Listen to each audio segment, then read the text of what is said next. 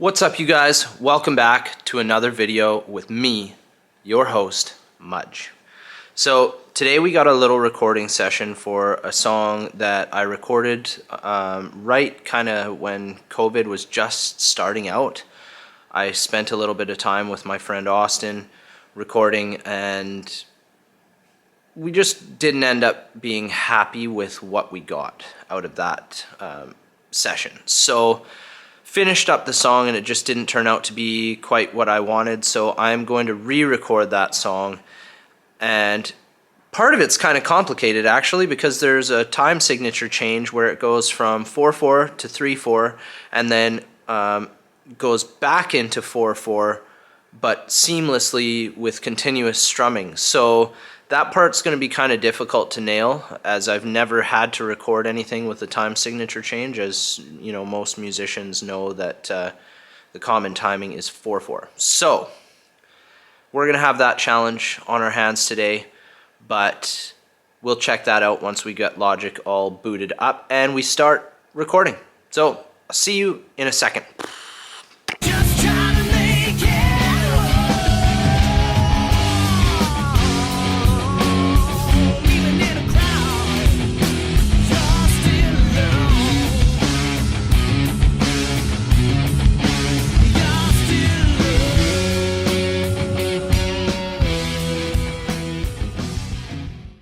Okay, so we are going to get started now. I'll show you the guitar that I'm going to use right now. This is a Dean AXE Lacewood guitar. It's a beautiful guitar. As you can see, the wood on there, super cool finish. Just a really nice guitar. Sounds great. And as you can probably tell, I have it in an open tuning. So the tuning is D-A-E, A-E-E, which is the same tuning for the Goo Goo Dolls smash hit Name.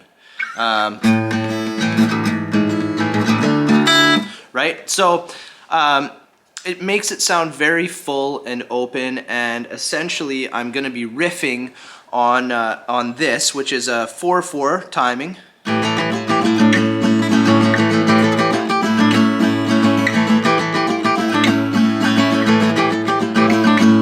So that is our main section, and then we have a chorus part. And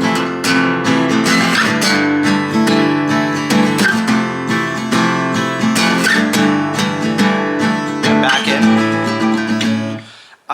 But the problem that I'm gonna have is at the end, I believe it's of the second verse, there's a section where it goes out from the chorus. I hold out on this note, and then I come back in 3/4 time.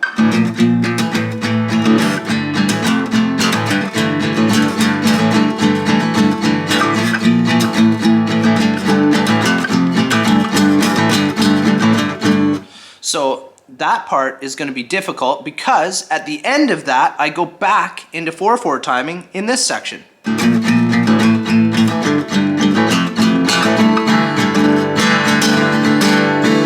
Seamless, right? Back into the chorus.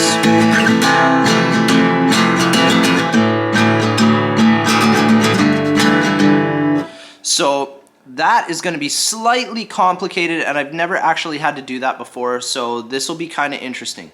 I'm firing all of this stuff off to Craig Carswell, and he is going to program in the drums for me because I don't have an electronic drum kit here, so I have no way to make the drums. And the nice thing is he's quite talented at that, so I'll get exactly what I want, and that makes me super happy because this song is kind of important to me. It's about somebody close to me. I'm not going to tell you who because I don't want them to feel weird or anything about it, but it's a great tune. So anyhow, we're going to get started, we're going to get plugged in, we're going to figure out our guitar tone, and then we are going to start recording the scratch track. So I will see you guys in a second. So as with previous videos, I've told you that essentially I go about 6 inches away, maybe a little bit more, from the guitar when I'm recording. Now, I don't like recording at the center hole, and the reason for that is it gets quite bassy and it shoots air out whenever you're playing, so that hits your microphone and causes some crappy noise. You don't want that. So typically speaking, a lot of guitar players will either record with a mic up here, somewhere over here, or on the 12th fret of their guitar. So 12th fret is where I find it sounds best over here. You can also have a secondary mic overhead that picks up room sound. I'm not gonna do that. We're gonna keep things as simple as possible because I don't want any phase issues. I don't wanna have any of those problems that come along with that. So if you wanna learn more about that kind of stuff, there's plenty on YouTube. This is not necessarily a tutorial on how to record. It is just me showing you my process on recording my own original music. So with that, we're gonna get started right now. See you in a second.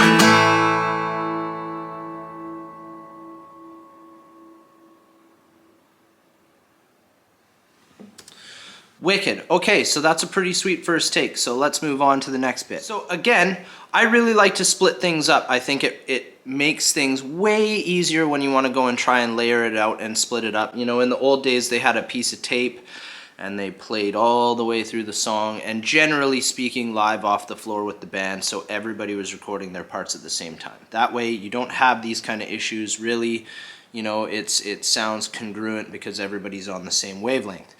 In this particular fashion, I don't have that option. I'm recording everything by myself. I'm recording on my own with one guitar, and I am creating a full band sound by layering everything. So it is much easier for me to do this piece by piece. So we're gonna do a few more of those, and then I'll show you what it sounds like. Okay, so we've got that first part down pat now. So the second part is going to come in right after that kind of first pause, after the first verse. Into the second verse, and we'll go from that into the chorus, and that'll be that.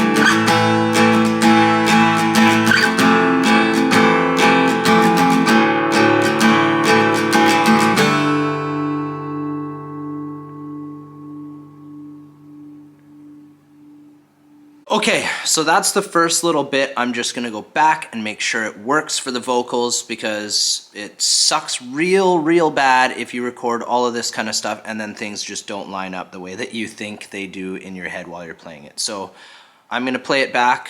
I'm gonna do this one more, 2, 3 more times, and then I'm gonna move on to the next session, because this is just going to be a scratch track. So I'll do this, I'll record the vocals so I have vocal cues, and I'm gonna redo everything again. Seems counterproductive, but trust me, it's a better way to do it. Okay, so now we are getting to the complicated part. It's complicated because it's in a different time signature. So I'm allowing a pause from the chorus into the bridge, but it goes from 4/4 timing to 3/4 timing, and then coming out of the bridge goes from 3/4 timing seamlessly back into 4/4 timing. So that is going to be the hard part. Recording the actual bridge section probably won't be that difficult, but the out section of the bridge is going to be tough to go back into the main part of the song. It's going to take a little bit of trial and error. I've never had to do this before. As I've said before, I mean, I don't have a lot of experience recording myself. I think I've done probably 20 demos of songs, never really mixed them all, never really done anything other than actually the recording of the tracks. So, you and I are going to figure this out together. And by together, I mean I'm going to figure it out here and you guys are going to watch me struggle. So, I'm probably going to do a little bit of Google homework and see what I can come up with, because while this is going to be a challenge, I definitely want to make sure that I have all of the right stuff to send to Craig when everything is said and done. So anyhow, join me for that. All right, so I think I got this figured out. So in Logic Pro, you can shift the tempo of certain parts of a song. So for instance, in this part, I go from 4/4 to 3/4 when I enter the bridge after a pause. So that part's pretty easy.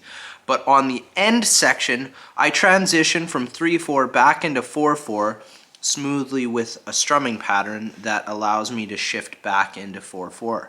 Now, that's going to be the problem area because I don't want to change that part of the song. It's very cool, it's a little bit complicated, but it's important to me to keep the song congruent to the way that I have written it. So, I'll show you what I've done. So essentially, if you look at this part right here, I've shifted up the tempo right there, and it comes all the way to here before it goes kind of back into the 4/4 timing. So it's a slight tempo change as well as a time signature change. So what I'm trying to do is at this section here, I want to smoothly go back in. So this will change the metronome so that I'm hitting that 115 BPM, and then I'm going to go back into 96 at the other end. Anyways, it's going to be an interesting transition. I'm hoping that I can nail it, because it's important. It's going to make things a little bit easier, I think, for Craig if I'm able to show him that these are the time signature changes and the tempo changes in the DAW. If he's able to see that, it may help him when I send it over to him. He doesn't use Logic. I believe he uses Pro Tools, so we're on a totally different DAW, which makes things a little bit complicated, but I can walk him through it based on the bar sections and just give him any of the information that he needs to move forward with that. So, with that being said, I'm going to get back to recording, and you guys can check this out. So, here we go.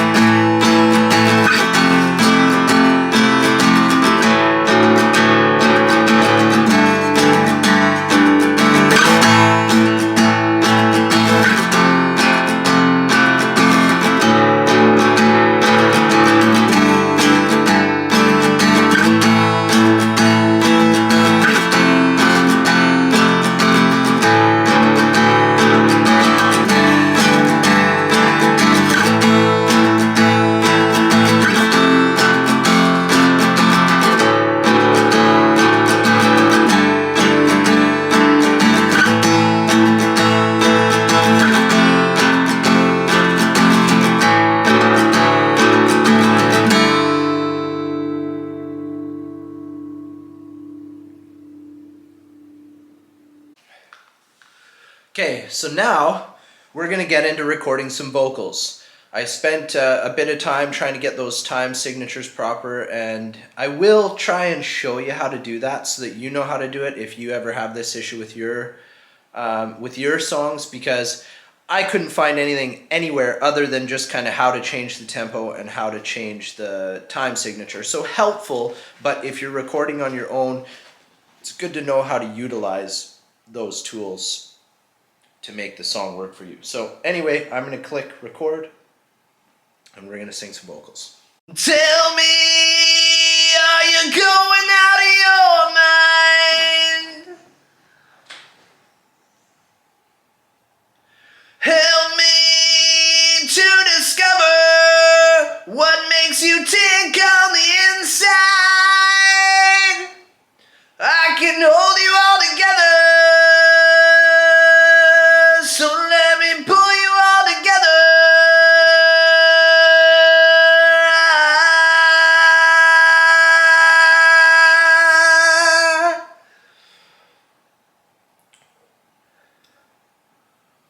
Steal me what you covet, it could be yours in due time. The real me is just a cover for the monster within your mind. I can hold you all together, so let me put you back together. You want to, you thought you were gonna be.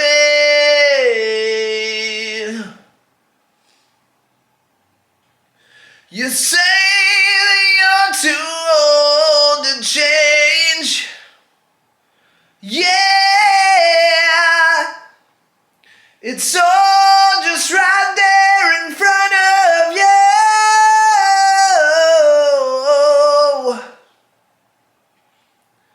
It can all be yours, you just have to choose. Alright, so I told you guys that I was going to show you kind of how the tempo change and key change thing works. So I'll show you now. Okay, so what I figured out here is this. Right here is the bridge section. So what I'm going to do is just bring this down. And global tracks, this little icon here, if you click on that, it gives you these guys. You can also click on this to get more stuff as you feel. So that's how you utilize that. Now, tempo in this song shifts from 96 to 120 BPM. So I've just done this rise here so that it will increase the tempo and the metronome during that section, and then it drops back down to here. You can actually add a curve to this so it kind of slows the tempo back down gradually. These on the time signature thing, you can add in your time signature. So this song goes from 4/4 in this section to 3/4 and then back into 4/4 here. So it's just for a brief little bit. It almost is like a waltz. So that's what I've done there. And I'll show you guys. I'm gonna put the song in so you guys can kind of hear that. Now, it's gonna sound kind of weird, and I'm curious if it's gonna work for the drums, but the whole point of doing this is it puts that section in time. So instead of it being 4 beats, it's 3 beats. So, well, 3 beats for every 4 count, I guess, is how that actually works. Now, I am not a professional musician. I've been playing music for 20 years. I've been recording music for about 10 of those years. And I've been personally behind the production wheel for like 2 years. So I am no professional by any means. I'm still learning all the time. So if you have a better way to do this, comment. Just tell me. I would love to know, because I'm figuring all of this out by myself, and there's not a whole lot of help on YouTube. Like if you look up how to figure out a time signature, well, there's some information on there, but if you've never done it before, it is a bit of a challenge to try and figure that out, especially if you're the guy playing it. It's way easier having somebody else there that can count the stuff while you're playing your piece. And as well, there's not a whole lot of information on how to record a song with multiple time changes and tempo changes. There just isn't any of that information on YouTube as far as I could find. So I'm hoping that this helps somebody along the way. Just essentially, you got to sit down and you got to just figure it out on your own. But if you can watch this video and kind of learn a little bit from it, then great. That's what we're here for. So anyhow, I use Logic Pro 10. It's on Mac. I've gotten used to it and I enjoy recording with it. It makes recording pretty easy. So anyway, we've done acoustic guitar, we've done some vocals, so I've got a scratch for both of those now, which is fantastic. That means I can record a second guitar now. So I'm gonna plug in the Squire CYCLONE, and we're gonna do all of this all over again, but with that. So anyway, that brings me to the next section. All right, so this is the guitar I'm gonna use. It's a Fender Squire CYCLONE. Sounds really good. The pickups have been changed out. It's not a stock guitar. And I found kind of a cool plug-in. So Logic has its own plugins for all kinds of things. So in this particular song, I want kind of a clean sound for some of the lead licks that just accentuate certain sections of the song. So for this one, I've picked a Vox replica, an AC30 replica.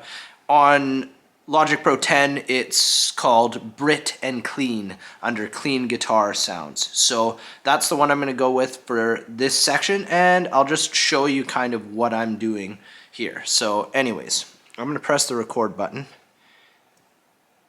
and we're going to play.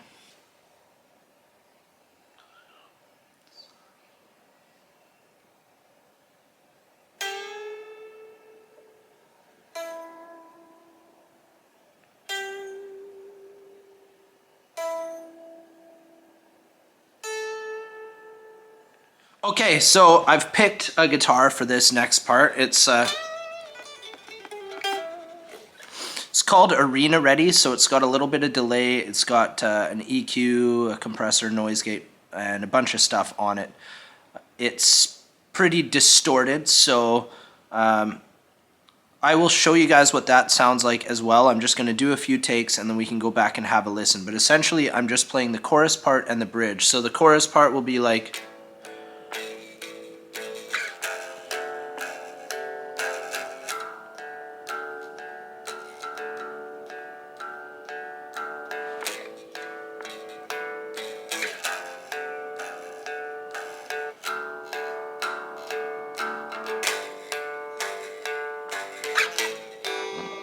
So anyway, we're going to give that a shot and see what happens. So hopefully it sounds good. We'll find out. All right. So I've recorded some electric guitar, some rhythm. I've recorded a couple of leads. Not sure I'm super happy with how it's turning out so far. So what I think I'm going to do, I need to record a second acoustic guitar. I'm just going to use the same guitar, try and get the take as close as humanly possible, playing the exact same thing. So I have a left and right for Craig, and then I'll try and remix things just to see if that lead or that distorted rhythm guitar works. If it doesn't, not a big deal. I'm going to send him all of it. He can reamp stuff if he likes, but I think that I like it best as just an acoustic song with some nice clean leads on it, and we'll see how that goes. I think the bass will get it a little bit more punch, but he had requested that I do some extra heavier guitar during the chorus because there is a bit of a crescendo so that it pops, but so far it's not really working. So we'll see how it goes. Let's get started.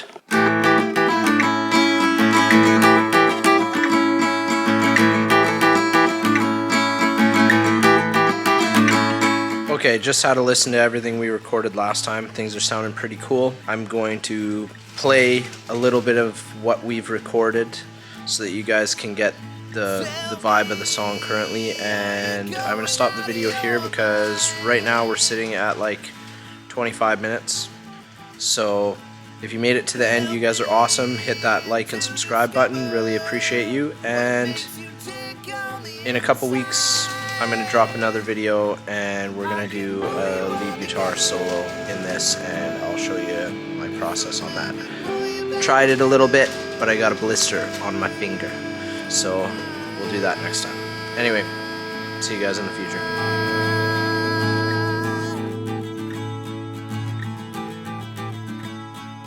Steal me what you covet. It could be